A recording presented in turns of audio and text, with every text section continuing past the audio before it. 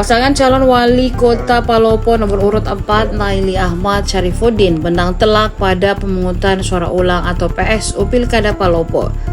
Hajat politik di Kota Palopo kembali dilakukan berdasarkan putusan Mahkamah Konstitusi atas perselisihan hasil pemilihan pada Pilkada Palopo 27 November 2025.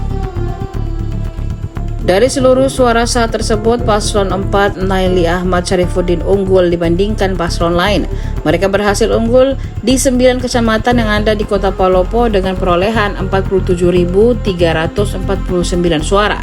Sementara Farid Kasim Nurhaini berada di posisi kedua dengan perolehan 35.058 suara. Dua paslon ini selisih 12.391 suara. Sementara pada Pilkada 27 November 2024, paslon 4 dan 2 selisih 595 suara. Kemudian pasangan Rahmat Masri Bandaso Andi Tendrikarta yang hanya memperoleh 11.021 suara di 9 kecamatan. Putri Daka Basir berada di posisi terakhir dengan perolehan 269 suara. Alhamdulillah teman-teman mungkin ikut relatif baik, sekalipun beberapa tadi ada pertanyaan yang perlu untuk dijelaskan, karena kan proses rekapitulasi itu kalau ada masalah itu proses rekapitulasi itu menjelaskan dua hal sebenarnya. Kalau ada masalah kita menjelaskan terkait dengan prosedurnya, terus kalau ada selisih hasil angka pada saat dibacakan di hasil kecamatan itu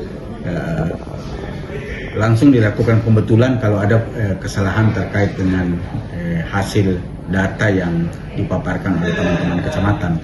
Jadi pada prinsipnya tadi hal tersebut dua-duanya ada, dan termasuk perbaikan terkait dengan data terkait dengan distribusi C6 yang disarankan yang tadi salah penjumlahan oleh teman-teman yang memasukkan daftar DPTB sama DPK. Itu dikoreksi sama teman-teman Bawaslu. Jadi pada prinsipnya baik, prosesnya berjalan bagus, dan alhamdulillah kita bisa melakukan penetapan hasil rekapitulasi tadi di jam 10 lewat. Download Tribun X sekarang, menghadirkan lokal menjadi Indonesia.